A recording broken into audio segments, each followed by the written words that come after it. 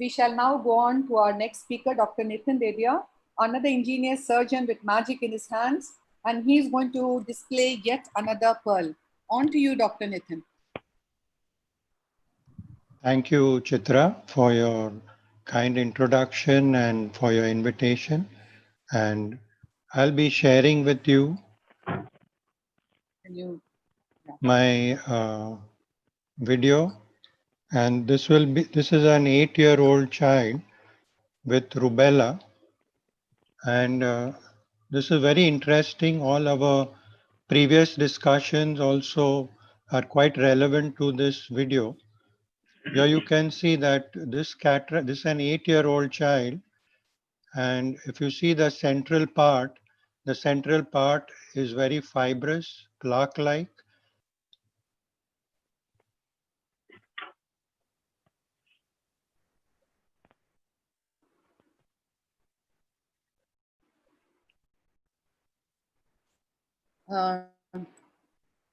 We're not. Can you see?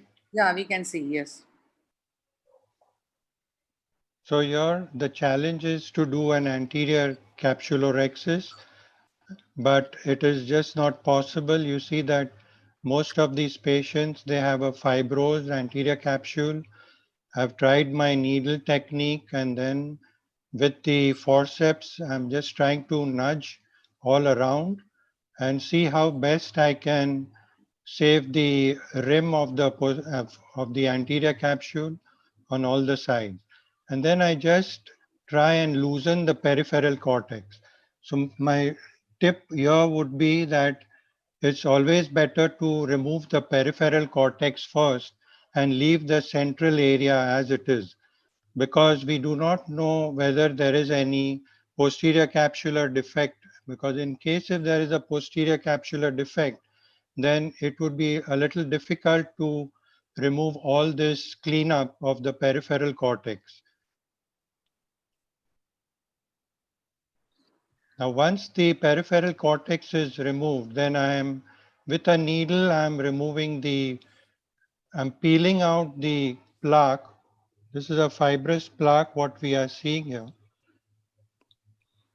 And it comes out pretty easily if you are in the right plane.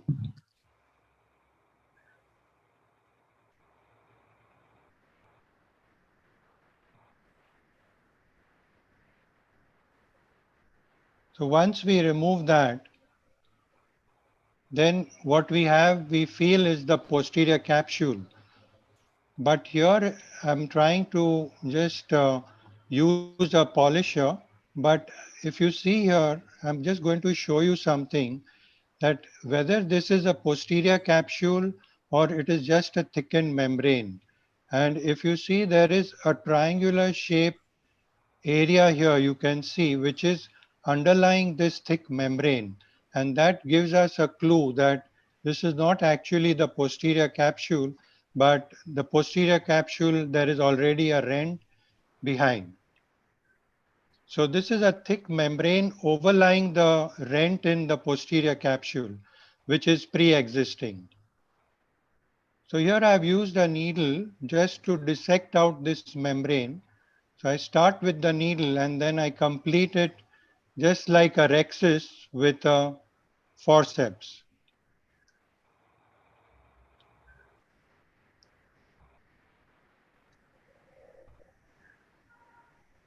Now once I have removed the membrane, I can actually see the posterior capsular defect very well. So I just do a gentle vitrectomy and try not to extend this posterior rhexis.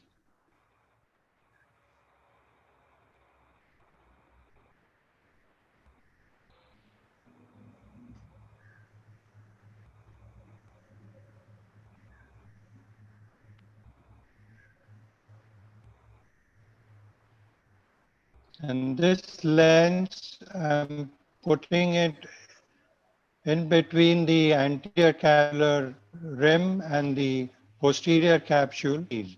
And here we are able to put it very well in the bag. What material of lens was this? This was a hydrophilic lens, and It was a single piece lens. Yeah. I don't know, would a hydrophilic lens be an optimal lens in this kind of a situation, because you have already a PC opening? Maybe you could have actually rounded off the edges to make it a more round PCC probably. And hydrophilic lenses tend to have a more uncontrolled opening. So probably the choice of lens could have been a hydrophobic lens. Is So not here, if you see that when I start injecting the lens, I'm actually in between the two lips, that's the anterior rim and the posterior rim. So I'm just trying to be in the right plane to introduce the lens in the bag. And regarding doing the circular rhexis in the posterior capsule, if you see that the initial defect was quite large. So if I'm trying to do a rhexis or trying to extend those ends, then there would be a chance that it would be still larger than what it was. Yeah. The only You know, important message is that injecting an IOL in the bag in with a PC opening, which has not been converted into PCC, it has to be a very slow injection and a very slow unfolding into the capsular bag. So that's why this thought of a hydrophilic not being ideal came up to my mind. I just want to know what is the thought of the expert. Excellent video, Dr. Nitin. You showed it beautifully well. Thank you. yes, ma'am. I believe the second half of the optic, which is when it is being released in a hydrophilic lens, that is the time when it is little uncontrolled. The initial half, that is very controlled. It is the second half that is uncontrolled.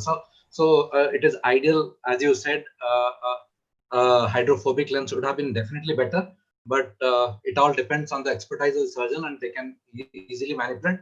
What I normally do in these cases, if I do not have a hydrophobic lens with this, I keep a second instrument behind the lens when it is opening, so that it is protected from suddenly rotating or dropping into the vitreous. You could also inject the lens in the AC and then very carefully manipulate it into the bag. Yeah. Because if you have a uncontrolled opening and if you don't have a posterior capsulorhexis, then there is a chance that it can extend and then the lens will not be stable. So I think for beginners, of course, for experienced surgeons like you can do that. But for beginners, probably better to inject into the antechamber, and then with two instruments, two dialers, you can gently put it into the capsuloponics. I would also have put a little bit of cohesive viscoelastic the moment I made the opening on that plaque, push back the vitreous, and then peel the membrane. That would have prevented prolapse of vitreous into the anterior chamber. So only Nitin, there was no prolapse of the vitreous in the anterior chamber. Okay. Otherwise, the posterior defect would have extended. So I think we had actually the trick here was the membrane. The membrane looked like the posterior capsule. So that membrane, after peeling it out, luckily it didn't extend, the defect didn't extend. So that was the good part about it. Maybe just a theoretical discussion, Nitin, beautiful surgery. I just thought that you peeled off the plaque very well in the first place, and then what was left over was a thickened posterior capsule. And basically what you did was a posterior capsular rhexis. No, so that's why I halted in between, just to show that through the membrane, you can actually see the defect at one point. No, you mean to say the posterior capsule was defective and there was a membrane that was covering it? Yes. Or was That's it true. Was it That is what I'm trying to, that was what I was trying to show when I halted the video. Maybe if you can see it again. Posterior. Could there be a use of anterior segment OCT in these cases to know that the status of the posterior capsule or the membrane could have been much helpful before the surgery? So you meant to say that was totally a membrane? Yeah, so if you look at it again, then you will see that when I'm peeling the membrane is beyond the defect. There is a defect which is a rhomboid shaped defect, and you will see that the membrane is going much beyond the whole defect. So when you had a PC rent and a God, so when you're lucky enough to get to separate it very clearly, but sometimes you get a small plaque. It is not good enough to make posterior capsular rhexis in the initial stage also, instead of separating for a small plaque. You mean first to do the rexus and then? Posterior rexus in a small plex because it was too large. So Yeah. there is no way, because you cannot create so large a posterior capsular rexus. Yeah. So I didn't follow what you're trying to say. I'm Like, trying to say that if the plaque is small, why not to instead of trying to separate, because that sometimes that tear may extend irregularly. So starting you plan posterior capsular rexus. but there is no need to do a posterior, because this plaque is above the posterior capsule. So we are trying to create a plane between the posterior capsule and the plaque. So we removed the plaque, we peeled it out. After that, there was a thick membrane, which also was not the posterior capsule. If you look at the video again, probably you can actually. I think the plaque was much bigger than the defect in the posterior. So just one more thing, I noticed that there was an anterior capsular tear in one Yeah, place. so that was the especially challenge. being a pediatric case and with fibrosis of the anterior capsule, but the fibrosis was more in the center. So do you think using a Zepto in this patient would have avoided that anterior capsular tear in any way? No, there was actually, the whole surface was so rough and it was like uneven. So Or maybe you this, could have cut it with a micro scissors, and then would that have helped? no, when I was trying all around, if you see the rexus, it has torn only at one point, in spite of it being so ragged and all. So it was something even I wouldn't have imagined. Yeah. It was Great surgery.